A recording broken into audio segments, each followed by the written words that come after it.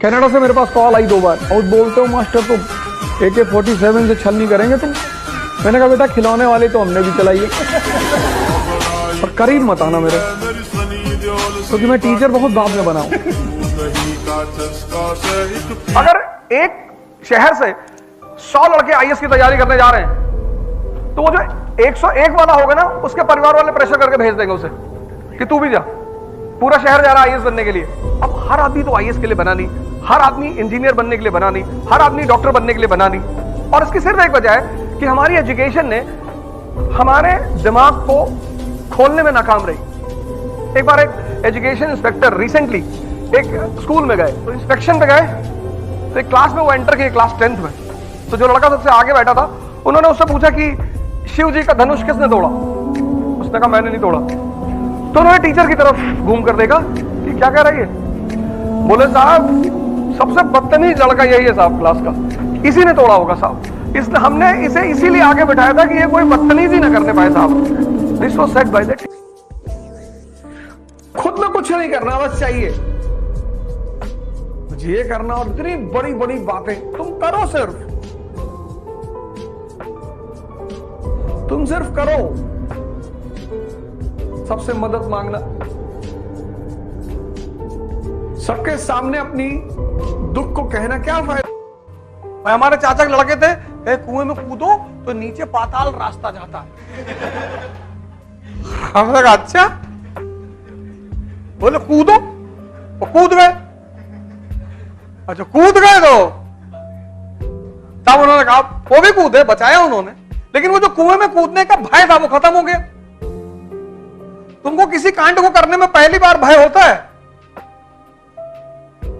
छिपकली की पूंछ पकड़ ली तो पहली बार भय है, एक बार पकड़ ली तब तो 2 छिपकली पकड़ के लड़ा रहे हो, फिर ऐसे घुमा रहे हो, फिर ऐसे कर रहे हो, फिर बस मेरी एक बात मान लो, तो तुम्हारे लिए खेल है। उलझो मत, प्रेम के नाम पे, रिश्ते के नाम पे, भावना के नाम पे, रिश्तेदारी के नाम पे, रीजन के नाम पे, धर्म के नाम पे उलझो मत। उलझने से अगर तुम बच गए, प्रेम करो, एकदम करो। गर्लफ्रेंड बहुत अच्छी बात, बॉयफ्रेंड बहुत अच्छी बात, ये इसको मत छोड़ो, उलझो मत। कोई जा रहा है उसको विदाई दो, पार्टी दो, माला पहनाओ, तारीफ करो उसकी, वेरी गुड, वेरी नेक्स्ट, और लाओ। उलझो मत, धर्म को पढ़ो, धर्म से सीखो, धर्म के रास्ते पर चलो, उलझो मत। बस मेरी एक बात मान लो, दुनिया में उलझना छोड़, तो देखो जिंदगी कितनी प्यारी है। बस पैसा तो नहीं है, लेकिन चुनाव तो लड़ेंगे और राजनीति भी करेंगे, और 24 का इलेक्शन आ रहा है तो हलचल तो पैदा करना मेरी आदत है। एकदम लड़ेंगे, और तुम लोग को भी लड़ना चाहिए। पैसा देने में इतना नाटक करता है इस कंट्री का आदमी, और लेने में भैया दे देंगे, माँ कसम बता रहे हैं, माँ कसम आपका पैसा वापस कर देंगे भैया, बहुत गरीब है। कितनी दो तो रखे हो, गरीब हो। एक तो पता नहीं कौन ये सब बातें फैलाता है, इस देश के लोगों को अपनी बेइज्जती करने में बड़ी मजा आती है। भैया हम लोग बहुत गरीब हैं, कितनी नहीं है एक दे दो।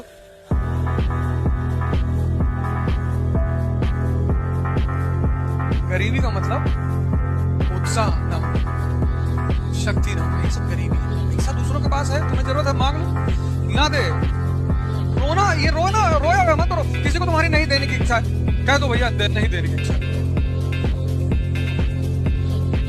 इसीलिए इस देश का आदमी सबसे ज्यादा रोता है,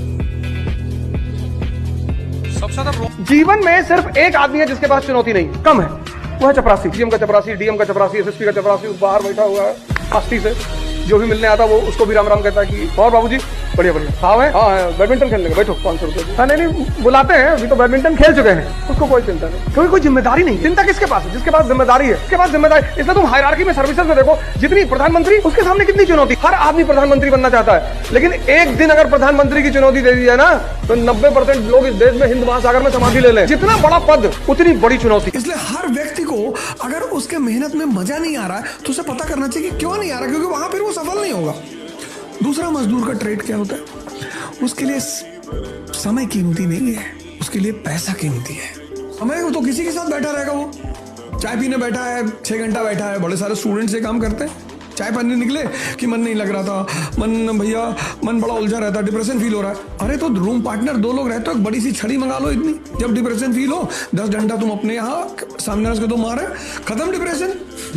मास्टर ऐसे ही तो डिप्रेशन दूर करता था स्कूल में। शंकर जी जा रहे हैं पार्वती जी के यहाँ बारात लेके, शमशान की राख रगड़ के जा रहे हैं, और पीछे एक से एक बवंडर, भूत, पिशाच, ये सब लोग चल रहे हैं। कॉन्फिडेंस देखो आदमी का, वजह क्या है? शक्ति। बदतमीजी करोगे तो मारेंगे पटक के वहीं पे। कपड़ा थोड़ी कॉन्फिडेंस है, जाओ बोलने कहीं स्पीकर मंच पे खड़े होगे, कितना भी बड़ा कपड़ा पहने रहो, अगर अंदर शक्ति नहीं तो कपड़ा नहीं बुलवा पाएगा। मजदूर पता है क्यों है?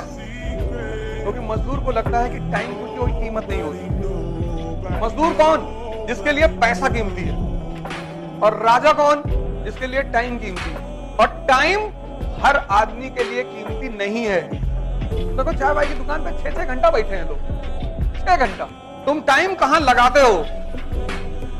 इसलिए मैं तुमसे बार बार कहता हूं कि तुम जिम में लगा दो 6 घंटे, लाइब्रेरी में 6 घंटे लगा दो, मंदिर में 6 घंटे लगा दो, पर 6 घंटे बैठकर अनावश्यक बात मत करो।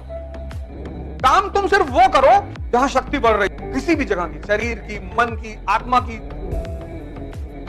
जब तुम कोई काम कर रहे हो बस ये सोच लो कि इस काम से मुझे क्या फायदा हो रहा है। जिन पर जो तुम काम कर रहे हो बस एक पॉइंट ले आओ कि यार मैं यहां क्यों खड़ा हूं चौराहे पे, मैं क्यों जातिवाद पे बात कर रहा हूं, क्यों संप्रदायवाद पे बात कर रहा हूं, क्यों? अब 1856 में झांसी रानी लक्ष्मीबाई कि हम क्यों इतना महिमा मंडन करते हैं? छोटा सा बिंदी भर का राज्य, बिंदी भर, जिन अंग्रेजों की सत्ता पूरे भारत में स्थापित हो चुकी है, वो उनसे लड़ रही हो। क्या हिम्मत रही हो, क्या निश्चित तौर पर वो महिला उतार रही हो। 1856-57 जब भारत पर, पूरा भारत पर लगभग कर्जा, पूरा भारत पर कब्जा, पंजाब 1848, 1765 बंगाल, 1799 मैसूर, 1817 मराठा, 1843 सिंध, 1848 पंजाब, 1856 अवध, पूरे भारत पर कब्जा। और वो छोटी सी झांसी की रानी लड़ रही है। वो दम है सर। एक बार तुम किसी को बेवकूफ बना सकते हो, एक समय के बाद, और तुम अगर अपनी आंखें थोड़ी सी खोल लोगे तुमको कोई बेवकूफ नहीं बना सकता। और अगर तुम बन रहे हो तो या तो जानबूझ के बन रहे हो, मजा आ रहा है। जब बच्चों के साथ चेस खेलो ना तो कभी कभी जानबूझ के हारना पड़ता है, इतने खुशी होते हैं।